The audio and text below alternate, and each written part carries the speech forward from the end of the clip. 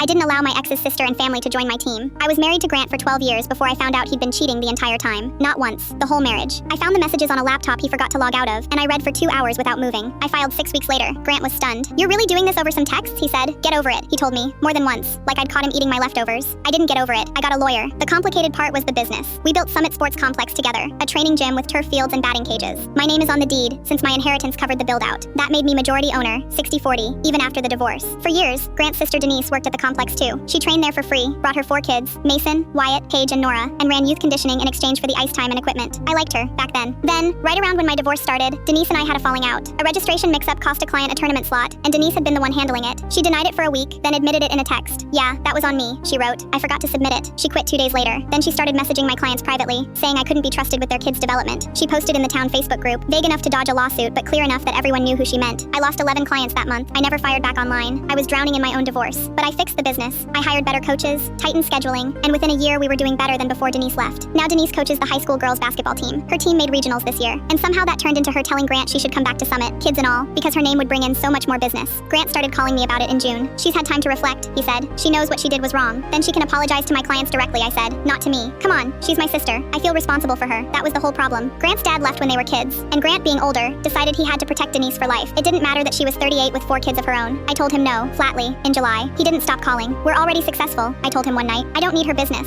I need employees I can trust. You're punishing her forever, for one mistake." It wasn't one mistake, Grant. It was a mistake, then a smear campaign, then trying to poach my clients. I have the screenshots. He went quiet. I thought maybe it was over. It wasn't. In August, I tried to meet him halfway. I offered to bring back 2 of Denise's kids, Mason and Paige, the serious athletes, just as clients, nothing more. No Denise, no coaching role. Grant liked the idea at first. "That's fair," he said. "That's a start," he told Denise. She called him back within the hour, and the next day he backed out. "She says it's all 4 kids and her coaching, or nothing," he said, reading me the text like it might change my mind. "Then it's nothing," I said. After that, it got worse. He texted me most mornings before I'd had coffee, brought it up in front of my staff, told me I was punishing innocent kids for their mother's actions. I told him the boundary wasn't moving. Then, on a Thursday in September, I got a call from my front desk manager, Colette. "Denise is here," she said. "All 4 kids, setting up cones on turf field too. She says Grant said it was fine." I drove over in 11 minutes. Denise had her whistle around her neck, already running drills. She looked at me like I was the one intruding. "Grant said this was being worked out," she said. "Grant doesn't run this facility. I do," I said. "Pack up. You're seriously going to embarrass me in front of my own kids? You embarrassed yourself the day you tried to destroy my business. Get off my field." She left, loud about it, saying I hadn't heard the last of this. Grant called 20 minutes later, furious, saying I'd humiliated his sister in public. I pulled up our operating agreement that night. Then I had our attorney draft a letter, sent certified to Grant, citing his continued interference in staffing decisions that aren't his to make. 2 days later, I changed the gate codes and pulled Grant's badge from the system. He showed up at the complex Friday, badge useless in his pocket, standing in the lot calling me. "You cut me out of my own business," he said. "You tried to force my hand using your sister as leverage." I said, "This is what happens. She's never coming near you again. Is that what you want?" "That's exactly what I want," I said, and hung up. I'm moving to Spotify. Search GurkoStory and follow.